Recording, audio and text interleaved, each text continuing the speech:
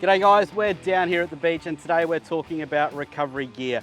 Now, the reality is if you go exploring far enough, you're going to get stuck. Experienced people get stuck, beginners get stuck, everyone gets stuck eventually. Making sure you've got the right gear to get you out again, that's what's going to mean you have a good day or maybe a not so good day if you haven't. So to look at what we've got here on display today, we've got, obviously everyone's familiar with the idea of a snatch strap. So there's two snatch straps here to suit two different styles of cars. We've got an 8,000 kilo snatch strap.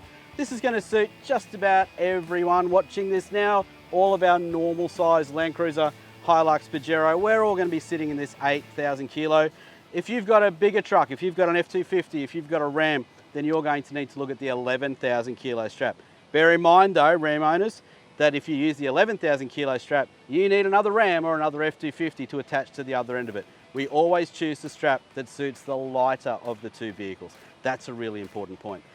As an accompaniment to the stretchy strap of your snatch strap, we're going to utilize a static or a non-stretchy strap to attach to the two recovery points as part of an engineered recovery solution on the front of your car. To do that, we've got an 8,000 or a 10,000 kilo equaliser strap. This will spread the load through both of those recovery points down both chassis rails, and it does make recovery so much safer.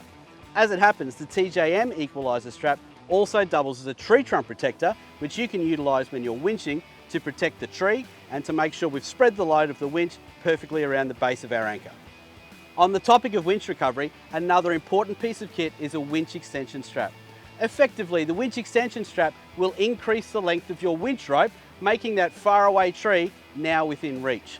Another important accessory in your kit will be a snatch block or a pulley. Now, we might have to pull this out if the recovery load is going to be beyond what our winch can handle on its own. By doing some really clever maths and the application of a pulley in just the right position, we can decrease the load on the winch, effectively allowing the winch to drag out, if you like, twice the mass that it's normally capable of. Whether you're winching or snatching, the use of one or more safety blankets or dampeners is really important.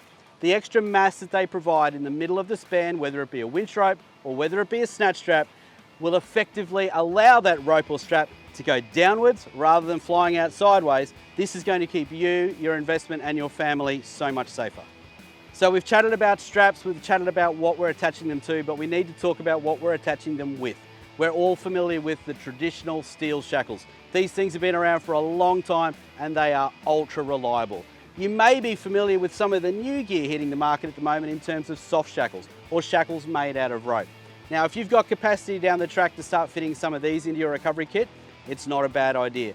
The weight saving does translate into less energy being released if things don't go as planned, and they certainly give you some options if you are joining straps, one or two straps together. A comprehensive recovery kit will also include some self-recovery tools. A set of traction boards put somewhere convenient, maybe up on the roof rack that you can get out in a hurry and get under the car. That could see you driving away with, with no more drama than that.